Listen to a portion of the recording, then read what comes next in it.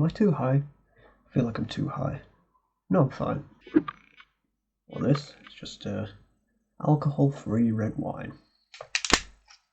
Just a little drink for this one. Smells alright. Smells like plastic, but it smells good. Alright, yes guys, we are of course back with another video. Now today I want to talk to you guys about a sad case from a woman known as Joyce Vincent. Now hopping right into it, Joyce Vincent was a woman from London who was found dead in her apartment after being there for almost 3 years. Now the sad part about this is that Joyce Vincent basically, she cut off all contact with a lot of her friends and her family as well as workmates. She could barely keep a job, unfortunately. So there wasn't really anybody to look out for her, and the only reason that she was found almost 3 years after her death was because of the rent situation. Now Joyce Vincent used to live in apartments, and they used to pay for her with her benefits, which here in the UK is basically like stimulus check or something like that, I guess. So the only reason that people never looked for her was because she was basically still paying out of the government's money. But progressively over 2 years, the money that was given started building up, and she still had a little bit to pay towards them.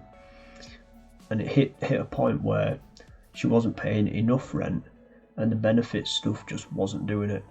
And she managed to rack up £2,400 in debt before people went over and found her dead body on the couch, along with a ton of Christmas presents that were already wrapped and ready to go.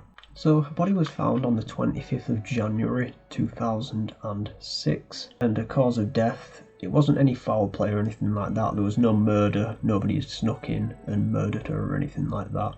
It was either a asthma attack or a peptic ulcer that she had. Now it's known that unfortunately Vincent's mother died when she was just 11 years old, and she was thought to have been brought up by her 4 sisters. She had a very strained relationship with her father, and she left school at 16 with no complications, moved out and just completely cut off her whole family. And don't get me wrong, she did have a large circle of friends within the music industry, but for some reason also cut them off when she quit her job in 2001 and got moved into a care home for domestic abuse victims. So when Joyce's corpse was found, it was nothing but a skeleton. So they had no muscle or blood or anything to go on, not even fingerprints or hair. They had nothing to go for her DNA. So what they had to do is they had to resort to the last thing they could, and they had to go through dental records. And like I said, she was found lying on her back, wrapped Christmas presents and a plastic bag beside her, as well as food in the fridge dating back to 2003, an expiry date dating back to then. Now the completely strange part in all this is that her neighbours didn't even suspect something had happened in that apartment.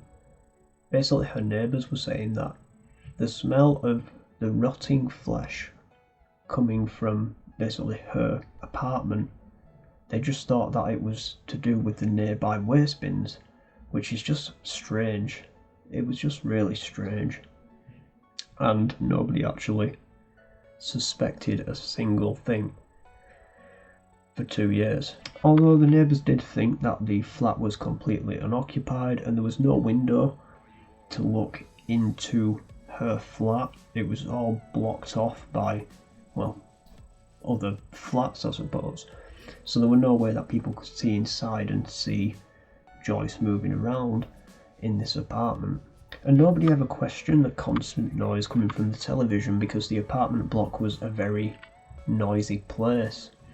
And like I said as well, the installments that she paid on this flat were paid by the government from her benefits.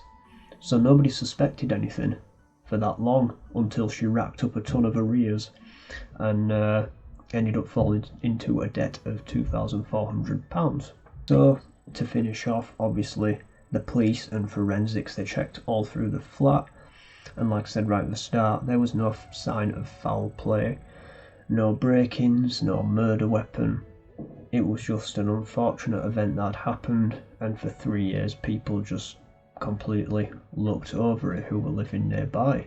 And it was at the time known that she also had a boyfriend, which is weird because obviously he'd not seen her for 3 years. What happened? But like I said, she cut everybody off, so that could have happened at the time. It's just a very strange and sad situation overall. But yeah, at least she's resting in a better place now, and honestly, it's such a difficult thing to think about, you know, somebody's lifeless body being in one place for almost 3 years. It's pretty sad. So rest in peace, Joyce. And I think that's about it, guys. So yeah, I came across this on BuzzFeed, weirdly enough, and I thought, you know what, this might be worth talking about, so here we are. Yeah, thanks for watching, guys. Like, subscribe, maybe click that little bell next to the subscribe button. You get my latest updates. Pretty cool. Thanks for watching, and I'll see you in the next video. Bye.